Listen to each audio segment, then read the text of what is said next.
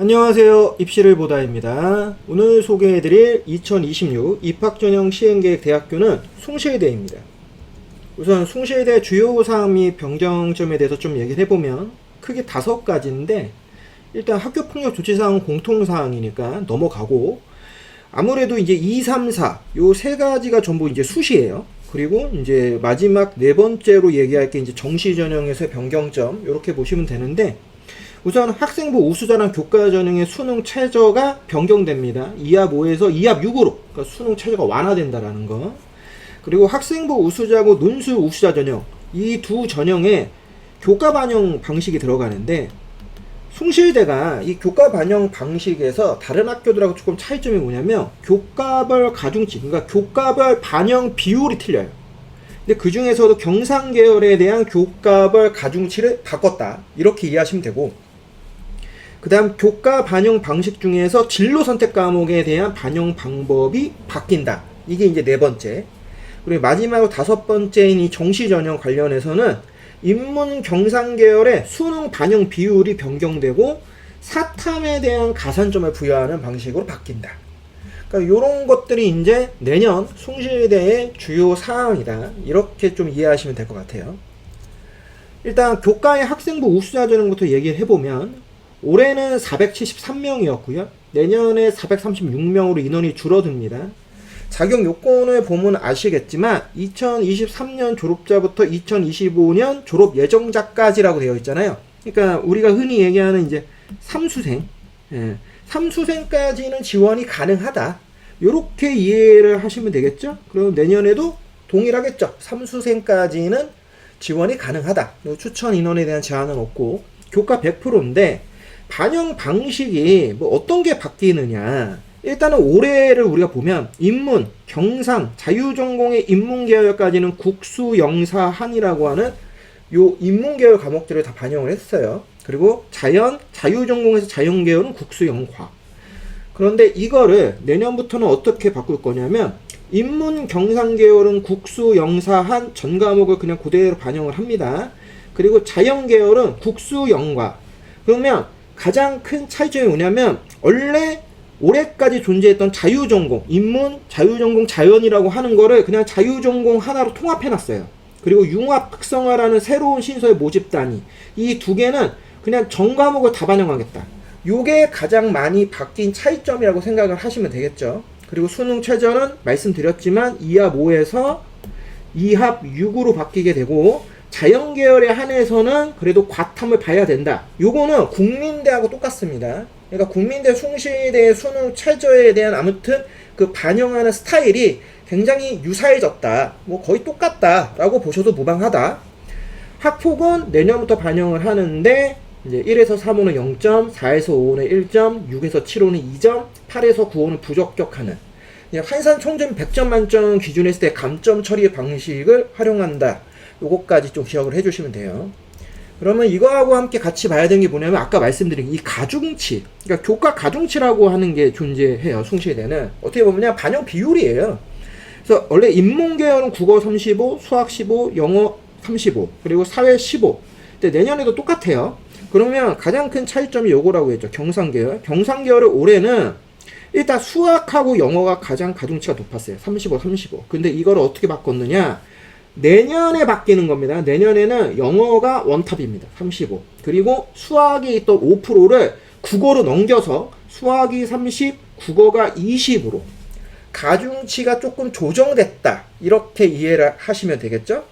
여기에 이제 자유전공이라고 하는 것들을 하나로 합쳐서, 지금 각각 개별로 나눈 걸 합쳐서 융합특성 자유전공 학부 자체는 수학이 35, 영어 25, 그 다음에 탐구 과목들이 25, 국어가 15, 요렇게 해서 요 두 개 계열이 조정된다, 이렇게 좀 판단하시면 될 것 같습니다. 거기 이제 진로 선택 과목은 성취도별로 원래 등급 부여를 했었는데 동일해요. A는 1등급, B는 2등급, C는 3등급. 이거 똑같이 동일하게 반영을 하는데, 다만 아까 읽는 진로 선택 과목에서 어떤 게 차이점이냐, 요 맨 밑에는 요 조그만 말이에요. 진로 선택 과목은 이수 과목 수에 따라 최대 취득 비율 제한을 두겠다. 그러니까 내가 진로 선택 과목을 몇 과목을 이수했냐에 따라서 거기에 맞는 그 비율을 다시 좀 분리시켜 놓은 거죠. 그래서 세 과목 이상이면 20%, 최대를 다 주는 거고, 두 과목이면 18%, 한 과목이면 16%, 이런 식으로 진로 선택 과목도 약간 변경된 부분이 있다. 아무래도 요게 이제 가장 중요한 포커싱이 되지 않겠느냐. 숭실대 교과를 지원할 때 우리가 내신 등급을 이제 산출하잖아요. 요 가중치까지 계산해서 산출을 좀 해봐야 된다. 요게 아주 중요하다. 보시면 아시다시피 수능 최저도 완화가 됐어요. 최저가 완화된 상태라고 하는 건 충족률이 올라간다는 얘기인 거고, 충족률이 올라간다라는 얘기는 결국에는 내신 입결도 올라갈 수밖에 없는 구조라는 거예요. 거기에 당연히 지원하는 학생들의 숫자는 더 늘어날 수밖에 없겠죠. 심지어 삼수생까지 지원이 가능해요. 그러니까 이러한 것들까지 우리가 결부해서 본다고 하면 내년 숭실대 학생부 우수자 전형 그냥 박 터질 수도 있습니다. 이제 그런 부분에서 어떻게 보면 가장 중요한 건 물론 수능 최저이지만 저는 이 가중치라고 하는 걸 계산한 나의 내신 산출이 매우 중요할 것이다. 이제 그걸 기준으로 해서 입결하고의 뭐 플러스 마이너스 뭐 참고를 해서 봐야 되지 않느냐. 그리고 작년 입결보다 무조건 좋아야 된다. 뭐 그 정도까지를 감안해서 좀 생각을 해봐야 되겠죠. 종합전형은 SSU 미래인재 전형이라고 하는 종합전형을 가지고 있습니다. 면접형이고요. 올해 627명이었고 내년에는 20명 늘어나는 647명 모집을 합니다. 1단계에서 3배수, 그리고 2단계에서 면접이 무려 50%입니다. 그러니까 면접 반영 비율이 매우 높아요.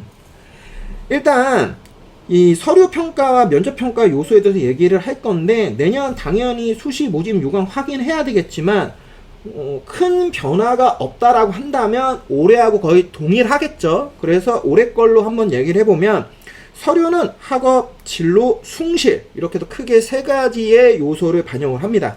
학업은 이제 교과 성적과 성실성, 이게 이제 세특 이런 거에서 이제 많이 보겠죠. 근데 20% 반영을 해요. 오히려 숭실대 SSU 미래인재 전형은 진로에 대한 반영 비율이 매우 높습니다. 왜? 50%예요.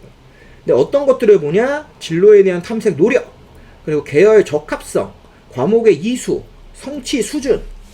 우리가 흔히 얘기하는 이제 진로 역량이라고 하는 걸 거의 그대로 반영을 한다라는 거죠. 근데 그게 50%다. 그리고 숭실, 이게 공동체 역량입니다. 근데 여기서 이제 제가 좀 주목하는 건 뭐냐면, 인재상의 적합성이라고 하는 게 이제 포함되거든요. 숭실대 이제 각 모집단에 맞는. 그러니까 이게 실제로 얼마만큼 영향력을 발휘할지는 솔직히 잘 알 수는 없어요. 근데 아무튼 이게 들어가서 일반적으로는 공동체 역량이라고 하는 되게 20% 안팎인데 30%까지 늘렸다라고 하는 건 최소한 인재상 적합성이라고 하는 게 최소, 제가 보는 기준입니다. 10%는 실질적으로 여기서 딱 잘라서도 반영되는 게 아니냐. 나머지 뭐 성실성, 인성은 원래 공동체 역량에 들어가는 부분들이니까. 그렇게 보면은 생각보다는 학업 역량에 있는 교과 성적 이런 것들을 아주 크게 보지는 않는 것 같다. 자, 그러면 이러한 서류 평가로 내가 3배수 안에 들어가면 면접을 보잖아요. 그러면 면접 평가 요소를 기준으로 해서 우리가 얘기를 해보면 전공적 합성이라고 하는 게 50%고요. 인성과 잠재 역량, 요 부분에서 이제 뭐 면접에 대한 태도, 의사소통도 여기 다 포함되는 겁니다. 요런 것까지 해서 50%. 그러면 서류에서도 진로와 관련되어 있는 부분을 가장 많이 보고, 그 다음 면접에서도 결국 전공 적합성이라고 하는 건 결국 진로 역량적인 부분의 요소를 많이 본다라는 거잖아요. 여기에 아마 인재상의 적합성 이런 것들이 같이 좀 복합적으로 합쳐져 있겠죠. 그러니까 국민대도 그렇고 숭실대도 그렇고 이제 요 정도 라인까지 내려오면 이제 저희가 흔히 얘기하는 인서울 이제 중상위권 대학 라인 정도의 그래도 가장 위에 있는 학교까지 가면 여기서부터는 솔직히 학업 역량이라고 하는 걸 아주 많이 보진 않는다. 오히려 학업 역량이 조금 낮지만 진로 활동이나 전공 적합도라고 하는 게 더 잘 맞는 친구를 뽑겠다. 이렇게 지금 우리가 해석할 수 있는 거잖아요. 뭐 해석에 대한 또 다른 해석이 나올 수 있지만 저는 지금 그렇게 이해를 했어요. 그럼 그 얘기를 조금 더 우리 일반고 기준에서 한번 얘기를 해보면, 일반고 학생 중에서 과연 이러한 진로와 전공적합도라고 하는 거를 얼마만큼 많이 맞춰서 활동을 할 수 있느냐, 이게 생각보다 쉽지 않다. 예전에도 한번 말씀드렸지만 일반고에서 할 수 있는 진로 탐색, 진로 관련 활동, 뭐 진로와 연계되는 교과 이수라는 게 거의 뻔해요. 인문계든 자연계든 거의 뻔해요. 왜? 학교에 있는 과정들이 거의 다 유사하거든요. 그러니까 그거를 어마어마하게 넘어가야 된다는 건데 그게 어마어마하게 넘어갈 수가 없다니까요. 이게 어마어마하게 넘어갈 수 있는 그런 상황들이 아니에요. 그러면 저는 여기서 조금만 삐뚤게 보면은 결국 국민대 숭실대도 일반고를 기준으로 했을 때 우리가 학업을 좀 덜 본다라는 건 일단 기본 베이스가 학업 역량이 우수한 학교에 있는 애들을 대상으로 하고 있는 게 아니냐, 이렇게 제가 한번 삐뚤어지게 한번 해석을 해볼 수도 있지 않느냐. 그래서 일반고에서 일단 만약에 지금 보시는 숭실대 혹은 앞에서 설명드렸던 국민대, 여기를 만약에 내가 종합전형을 쓸 거다라고 한다면 그래도 학업 역량 20%밖에 반영 안 된다라고 생각하지 마시고 일정 이상의 학업 역량이 일단 나는 있어야 된다라고 보셨으면 좋겠어요. 그러면 그 기준을 어떻게 잡으면 되냐, 되게 나중에 이제 입결 컷들 보시잖아요. 입결 컷들 보실 때 70% 컷들을 주로 많이 우리가 참고하잖아요. 이거보다는 무조건 안에 들어와야 되지 않겠느냐 라는 생각을 조심스럽게 하고 있습니다. 물론 그게 안 된다 하더라도 합격할 수 있겠죠. 지금 얘기한 대로 진로 역량이 어마어마하다고 한다면. 그러니까 그걸 좀 우리가 좀 나눠서 생각을 해봐야 돼요. 그러니까 내가 진로 역량이 그냥 남들하고 비슷해 라고 한다면 저는 무조건 그 다음으로 봐야 되는 게 내가 학업 역량을 얼마만큼 일정 이상 갖고 있느냐, 요거를 저는 무조건 연계해서 볼 거고, 만약에 진짜 내가 진짜 이것만큼은 압도적이다, 내가 진로 뭐 전공적합 뭐 이거와 관련된 것만큼은 미쳤다 라고 판단이 된다라고 하면은 당연히 학업 역량에 반영되는 20%에 대해서 거의 그대로 생각하시고 판단해가지고 내가 내신이 좀 낮아도 지원하겠다, 지원할 수 있겠죠. 그리고 합격할 수도 있겠죠. 그러니까 요거에 대해서는 실질적으로 제가 항상 말씀드리죠. 고등학교 2학년 기말고사가 끝나고 방학이 들어가기 전에 그 한 텀, 대략적으로 한 열흘에서 한 15일 정도 되잖아요. 그러니까 주로 요때가 마지막 생활 기록부 이제 완성을 하기 위한 그 기간이죠. 이때 생각보다 지금 생기부 관리 아니면 생기부에 기재될 수 있는 내용들에 대한 정리를 이미 미리미리 해놓으셔야 돼요. 진짜 내가 어느 진로에 선택해서 맞춰서 갈 거냐, 요거에 맞춰가지고 고2면은 이제 내년에 고3이잖아요.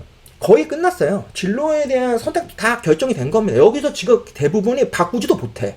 그렇기 때문에 그냥 일단 나는 종합 쓸 거다라고 하면 어쩔 수 없어요. 그냥 고 해야 돼. 그냥 고 하는 겁니다. 여기서는 뭐 자유전공이 있어서 바뀌지 않았냐, 자유전공은 진로 관련 활동들을 덜 보는 대신 반대로 학업 역량 아니면은 자기주도라고 하는 이 역량들을 훨씬 많이 보잖아요. 그 거기에 맞는 그 부분들이 더 좋아야 되겠죠. 그러니까 그런 것들에 의해서 어떻게 보면 이제 내년부터는 모집하는 학과에 대한 선택 권한이 솔직히 올해보다는 더 넓어졌다고 저는 생각을 합니다.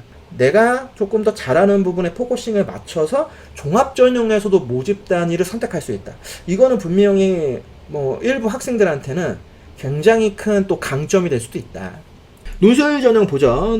올해는 253명, 그리고 내년에 251명으로 2명 줄었어요. 이제 논술이 80%고 교과가 20% 반영되는 방식이에요. 논술 유형에 대해서는 시행 계획안에서도 일단 얘기를 해놨는데 크게 세 가지죠. 인문, 경상, 자연계열로 나누고, 인문은 저희가 일반적으로 얘기하는 인문사회계열 논술입니다. 그리고 경상계열이 이제 도표나 수식, 그림이 포함되어 있는 제시문이 출제돼요. 그래서 주로 경제, 인문사회 계열의 지문 아니면 수학과 관련되어 있는 교육과정이 같이 섞여서 나옵니다. 자연계열은 수학의 기본 개념을 갖고 있는 이제 수리 논술이다, 이렇게 보시면 되고, 교과 반영은 교과 전형하고 거의 같습니다. 인문 경상은 국수 영산, 자연계열은 국수 영과, 그리고 얘도 동일하게 가중치가 있다. 요것도 좀 기억을 해 주시고, 수능 최저는 인문 경상 자연 모두 다 합쳐서 국수 영 탐 한 과목 기준입니다. 자연계열도 탐구 한 과목으로 쳐줍니다. 그러니까 과탐 안 봐도 돼요. 2합 5다. 그래서 그래 대신 체조는 조금 난이도가 있다. 학폭은 전체적으로 감점 처리하는 방식 가지고 있다. 교과 전형하고 거의 똑같습니다. 이제 정시 전형은 가나 다 이 세 군에서 전부 모집을 하고 있고요. 올해 기준에서는 가군이 370, 나군이 282, 다군이 439로 1091명 모집을 합니다. 내년에는 가군이 520으로 가군 인원이 굉장히 많이 늘었어요. 반대로 나군 인원이 확 줄었죠. 90. 그리고 다군이 477, 조금 늘었죠. 그래서 전체적으로 1087명. 물론 수시 인원 이호에 되면 전체적인 인원은 더 늘어날 겁니다. 근데 어디에 늘어날지는 알 수 없으니까. 수능 100%고요. 학폭 반영은 차등 감점 방식을 취하고 있고, 올해에서 내년에는 일단 다 분리되고 좀 반영 비율이 바뀐다. 아무래도 가장 좀 주목해서 보는 게 경상 계열이겠죠? 원래 올해까지는 수학이 35%였는데 내년에 30%가 됩니다. 그래서 줄여요. 융합특성화 자유전공학부하고 자연 1, 2 이거를 합쳐가지고 자연계열에 적용하는 반영 비율하고 그대로 같이 반영을 합니다. 실질적으로는 이제 올해의 자연 1, 자연 2, 자유전공의 자연계열하고 똑같은 거예요. 오늘 숭실대 편이었습니다. 다음 시간에 세종대 편으로 다시 찾아뵙도록 하겠습니다.